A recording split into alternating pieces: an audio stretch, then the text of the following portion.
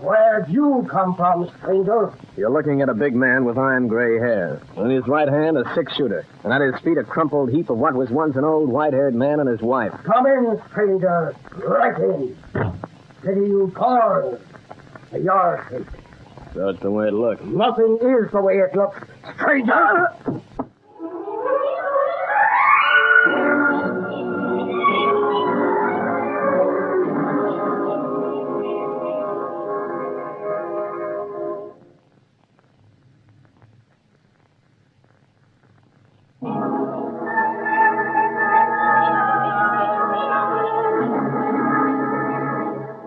You call me that strong guy. Yes, Steve Strong. But right now you're lost. Lost in the heart of the backwoods country.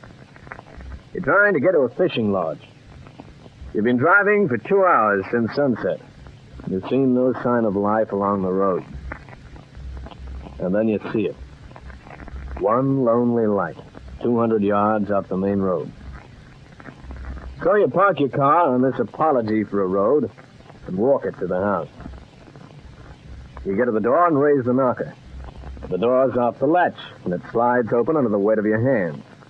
And you find yourself looking at a temple of horrors. But in this temple, one of the wax dummies is moving.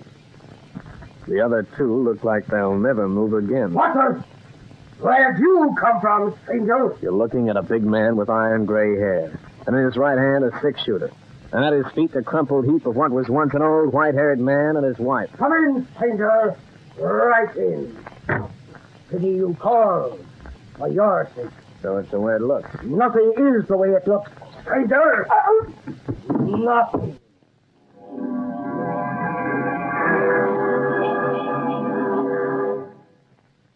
The room starts a crazy dance. Then a big blackness comes in and takes over. Then through the blackness comes the sweet smell of roses. And with the roses, a soft grayness gives way to an aching pain in the back of your head. And with the pain, you know it's time to open your eyes.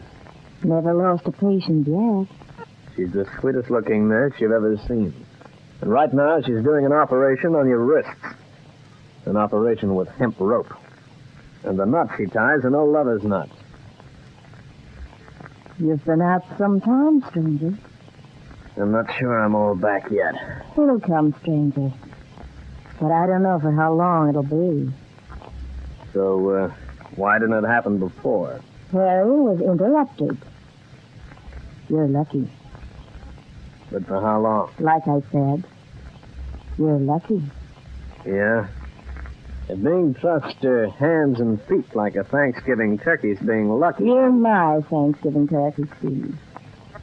You're too good to wait. So I owe you a life. But for how long do I owe it? For Harry gets out of jail. Now, wait a minute. Just, let me catch up on a few things, huh? All right, Steve. You catch. I'll throw. Firstly, like that. You're a brave girl with my hands tied. Maybe I'll get to untie them one day. Yeah? For what? All right, so the joke's on me, and I'm it. Now with a question, huh? Go ahead, Steve. All right. You read my wallet. Now, what's your name? Stella. You like it? In these circumstances, can I argue? It could help if you don't. Stella what? Reaper. Of? Tanner Woods. This is the place? A Frisco. And Harry? Behind bars. What? I told you. Yeah, you did. What's wrong? Just the law out here. They always act this fast. How long do you think you were out? A couple hours. 4 days and 5 nights. 4 days and... Like I said, you're lucky. And like I said, for how long? Till the trial's over. They're trying him already. Look, you're in the backwoods, Steve. We see a judge once in 2 years. So happens the courts were in session this last week, so they're rushing things through. That's one for the books. And one for Harry. Well, how does that figure? Well, I can't find the bodies. Or a motive. Leastways, not one strong enough to hang him on. You mean he's got a good lawyer? The best. So Harry's got the money. And that rules out one motive. Yeah. But there's still me. Yeah. And there's still these rope handcuffs from Lake Island. So I don't think you'll be giving evidence, Steve. Yeah? So he didn't die. No, Benny, he didn't. Sorry. Plus one like it, Della. But you didn't want him to die, Benny. Only after you told me I didn't. It's the same thing, Benny. Is it? If he died, that means you killed him. That means you could hang Benny. You tell and I'll Benny, stop. He's not dead, so there's nothing to tell. Yeah. Yeah, that's right, isn't it? Yes, Benny. Very right, Benny. But it's only just. You nearly pushed a hole in my head. But he doesn't know just how strong he really is. Someone should tell him. I don't need telling. Maybe not. But you've got to have someone do your thinking for you. I know I ain't right. That don't make it a crime. No one's saying it is, are they? All right, then. Did Harry give you any message for me? Oh, yeah. Yeah, he did. He said for you to bump this fella off. Said he's real explosive. It's like I recovered in time to write my own epitaph. You're safe, so long as Harry's behind bars. Why? You know why. Do I? You could take me out of history. We could go places, do things. I got money. Harry's never been tied, but he's no chicken no more, Steve. I want a man who's alive. A man I can live with and do things, and not a gray-haired old man who's too tied up with big business to find time for his wife. He'd divorce you, too. That I cannot believe. This is my divorce suit, Steve. You say the word, and I'm divorced. With this as my only lawyer. You're looking at the smallest and deadliest of lawmen. A neat little pocket-sized 32. You're happy you're Steve Strong and not Harry Reefer. But then you take another look at your thoughts, and you figure you're both riding losing numbers. You figure there's only one way you can be called safe, and that's to get out of here. I've got to go now, Steve. I'll see you tomorrow. You know you're in no position to argue, so you don't answer. And take the kiss she gives you without giving one back. You figure that way you'll keep her interested, because you remember her saying, it's always the apple in the next orchard, the one you want to taste. Right now, you're making believe as an apple. You make a watermelon look small. Keep an eye on him, Benny. Goodbye, Steve. Yeah. Till tomorrow.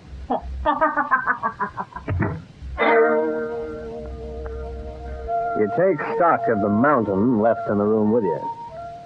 It takes no ounce of gray matter to figure he's got a head that's all bone. And with a head like that, you figure you can con him into helping you out of this fix. And the only way to get out of this fix is to untie the bands of rope around your wrists and feet. There's only two ways you can get them off. To cut them or burn them. You want to smoke? Lady Luck plays him for you. But she plays him good. Yeah. Thanks. I light it. No. Huh? It's, the superstition I've got, you see. I've got to light my own. You light it with your hands like that? Hey, that I gotta see. Oh, just give me a book of matches and you'll see. Yeah, take 2 books. You show him how you do it, and he sits back in simple, big-kidded wonder and enjoys the pantomime. So you let him laugh. Right now, you're putting on a show for Benny. But later, when he rolls off to sleep, you'll stick the matches in the cracks between the floorboards and let them burn through the cords of rope that bind your wrists and feet.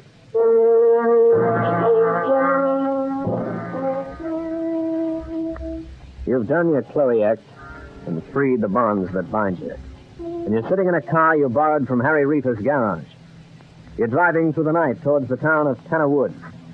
The headlamps cut a tunnel of light through the blackness. and you start seeing familiar objects and signposts. And you remember when you saw them. You know you're approaching the Temple of Horror, the house you saw 5 nights ago. You don't know why you do it, but you swing the car into the long drive and pull up outside the house.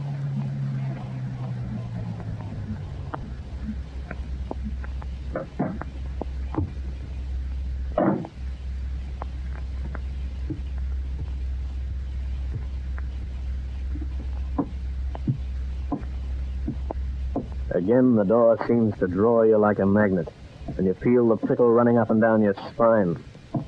You try the handle, and the sensation sweeps into full flood, and your nerves do a cartwheel. The door is unlocked. And now you're in the Temple of Horror, the room where the nightmare began. And you hear it.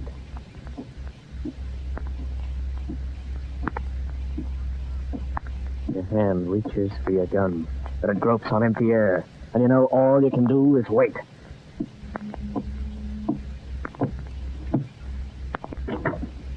And then you see it.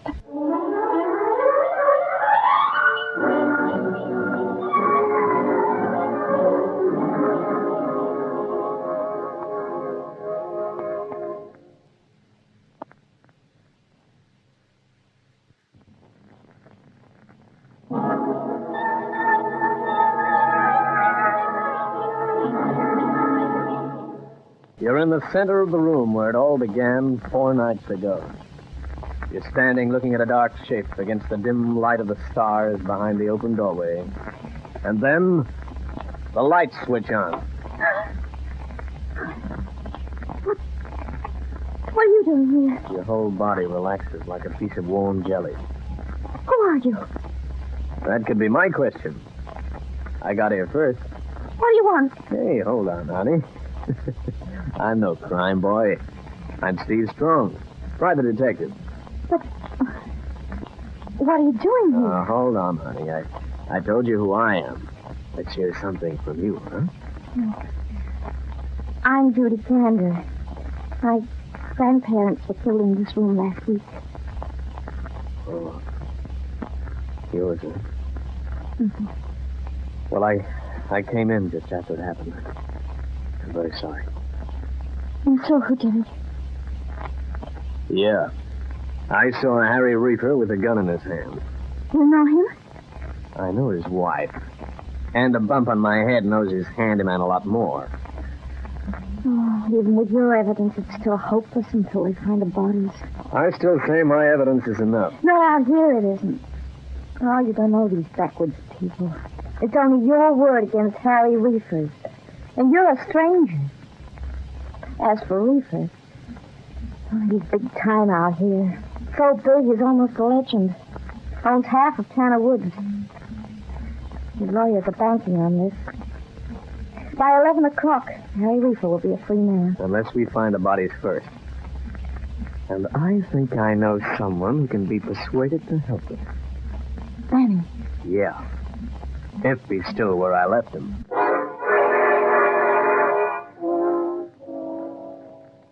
You go back to Reefer's place. This time you borrowed a gun. A 6-shooter that looks more like a cannon. He came out west with Grandpa Kander. You see the light on and the door open. And you swing the artillery to where you left Benny sleeping, with a bump on his head as at an inducement. But the floorboards are bare of rugs. And Benny. Don't move, Strong. But the air behind you is full of his voice. Drop the gun, Strong. Drop it. You're up early, Benny. You hit me on the head, Strong. For that, I got a good mind. Now, wait a minute, Benny. Let's keep this friendly. You hit me and I hit you. Now we're even. Let's keep it that way, huh? You talk too much. I don't like guys who talk too much. They get me all mixed up. Sure you don't, Benny. That's because they're always putting one over you. But Judy and me, well, we came back to help you. Help me? Didn't we, Judy? Well, Follow my lead. We've got to get his mind in a tangle. It's our only chance. How? What are you two saying there? Judy was saying I owe you nothing, that I shouldn't help you like I was going to. Help me? What's she got against me? That's what I say, Benny. I'm as good as the best of them. Sure, Benny. My guess is you better. Yeah? Now, Benny, take Harry Reefer. Now, Harry, he's your boss. He gives out the orders, am I right? Well, yeah, but I don't... That's what I mean, Benny. He gives them. But who carries them out, huh? Me. Benny Laker. Yeah. See what I mean? You're the big-time guy around here. Not Reefer. You reckon? Sure, I reckon. Now, take where you hid the bodies.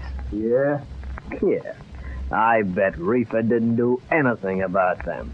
I bet he just gave the orders and left you to do the hard part. The hard part of making it tough for the police to find them. Yeah, he did. But I fooled him. I sure fooled him. Yeah, you sure did, Benny. It was a great joke, eh? Who'd have thought of looking in the tool shed? Tool shed nothing. They got a better hiding place than that. No one would ever find them. Yeah. You sure managed to fool the police. After all, they'd have to find the fresh dug earth. Yeah, that's easy. That is fresh dug earth, all right. But it's hidden. Yeah, and they'd leave mounds, wouldn't they? Yeah, but I fooled them. One cop even wanted to play on top of them. You mean he stood right on top? On top of the graves and didn't know it? Yeah. I can't stand this. Hang on, honey, it's coming out. Right on top he stood. What did he want to play? He wanted to do some putting practice. Can you beat that? You mean like in golf? Yeah. And he was right on top of the old couple. What's wrong with the girl? She wanted to put some flowers on the graves. They were her folks, you know, Benny. Oh, they was? Say, that's tough. Yeah. She'd feel a lot better if she knew where to put the flowers. It'd help if I showed her where? It sure would, Benny. It takes a big heart to do what you're doing, Benny. Oh, okay. Okay. The girl comes with me, but you stay here. And I only show her if she don't tell. She'll promise. Yes, I promise. Go do it, Judy. You're doing great, kid. I'll try.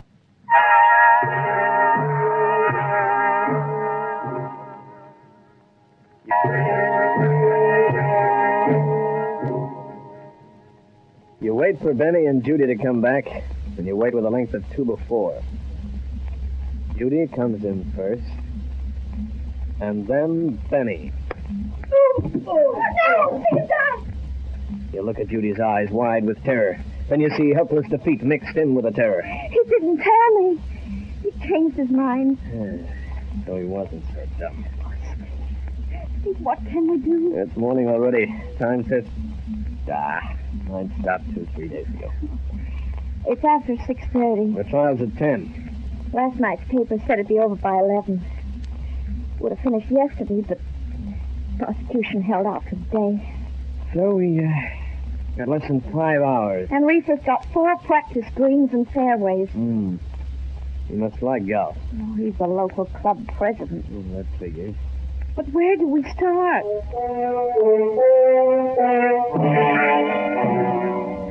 You start by calling on Della Reefer. But she proves no help. So you leave her tied and gagged in a room, while you and Judy cover every inch of the practice greens and fairways. And you're reaching the last of them when Judy calls you over. Steve, over here. I think I found it. You go over, and it's what you've been looking for. A thin line in the grass where a large square of turf has been cut out and rolled back and replaced again. And in the middle of the square is a small mound about 6 feet by 4. I haven't got much time, Steve. It's almost 10:30 now. You get back to the car. This won't take me long. You dig the shovel in. You don't stop throwing earth till you find what you're looking for. The evidence that'll hang Harry Reefer. You get back to the car fast and drive off.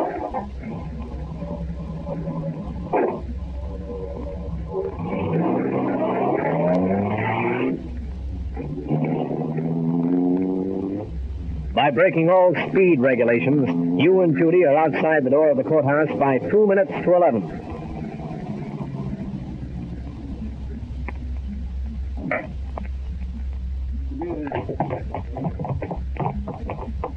You can't go in there, mister. No, you lady. He's big and as solid as the courthouse door behind him. The judge is giving sentence. You mean he's been convicted? I don't know. The jury came back 10 minutes ago. Then we've got to get in. We've got evidence to hang Harry Reaper. Hey, wait. Let go of my arm. Sorry, fella, but I insist. And this court is adjourned and will remain closed until the next session. Hey, Your Honor, wait!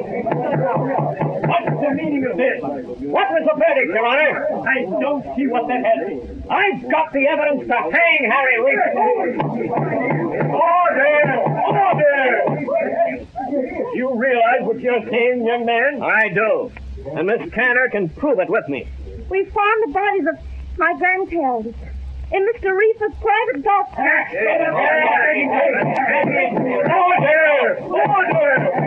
Order! Sheriff, see the court! See the court!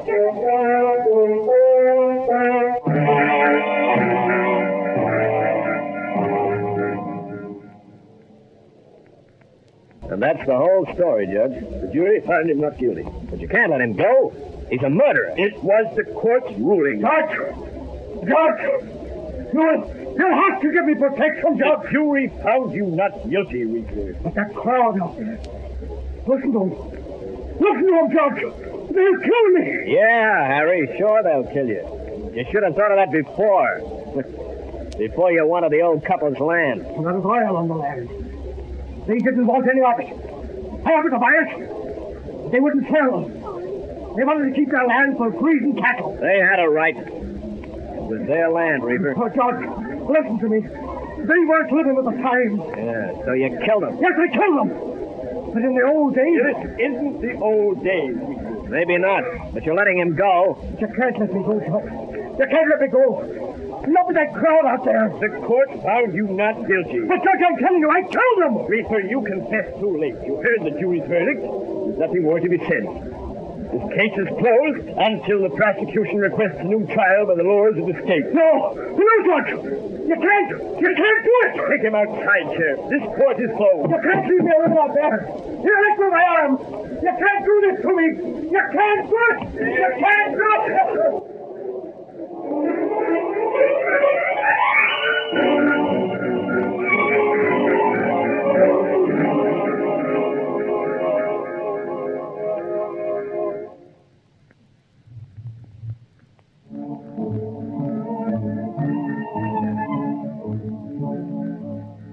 Well, like I said, I'm a sentimental. A romantic guy. But I've got a lot of good friends in and out of the force, and I like to keep them. I also like to help keep law and order in the community. I'll be with you again. But for now, this is Steve Strong, or as I'm more often referred to, that strong guy, signing off.